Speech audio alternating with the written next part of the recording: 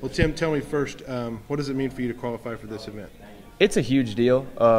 It was a big deal for me to win the circuit last year. I thought that was one of my main goals last year, was when the midsummer hit and I seen that I had a chance to win the circuit.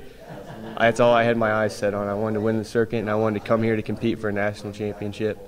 I think that's a huge deal. Honestly, besides, like, for me, like, the college finals is a very big accomplishment. If you are a college national champion, if you're a world's champion, or you're a national pro champion. Those are three great big stepping stones, I believe, into becoming what this sport's all about. And just to be able to come here and compete for something like that, I think is awesome. And I'm just honored by the fact that I'm able to come here and compete for it. You ride really well for a young guy, but where did you get your lessons? I actually started riding bareback horses 3 years ago when I was a senior in high school. I went to the Three Hills Buckout, and B.J. Scott, and it was I rode bulls for a long time, and I wasn't very good at it, but I did it.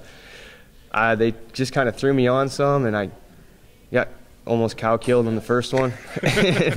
I said, I'll try it one more time, and if this happens again, I'm never doing it again. I ended up riding that one, and I was like, well, that's a fluke.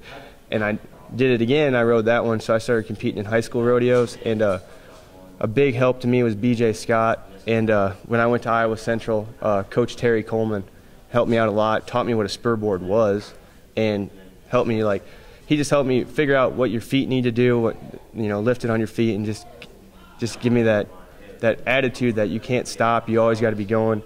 And then now at Missouri Valley with Coach Mason, who's one of the greatest coaches, I believe, in the United States, he teaches you a lot about being aggressive and really, turning your toes out, putting the mash on stuff. So those three people right there were really big help to me to learning my riding style. And then my mom and dad and my brother, they all really pushed me to do the best that I can. I guarantee it, my dad's called my girlfriend right now about 15 times wondering how I did. They're all pretty excited. Yeah, good. Goal for this year, do you have a certain goal, or are you just going to take it as it comes? Actually, when I got in with Jared Keelan and Kyle Brennicky and Wynn Ratliff, I asked Jared what good goals would be for this year, because when I went in, my main goal coming into this year, I wanted to be the Rookie of the Year. I think that's one thing that I always really wanted to do, is you only get one shot at it. I wanted the right year to do it, and I picked this year to go for the Rookie of the Year. And Jared looked at me, he's like, that's a horrible goal. And I was like, what? And he goes, we have one goal in this rig, and that's to make the finals. That's your only goal. So that's my goal. I want to make the NFR as a rookie. That's been what my mindset's been, and just that's what I feel like. If I make the NFR, all my other goals are just going to run right into it too. So they'll all accomplish themselves in the end.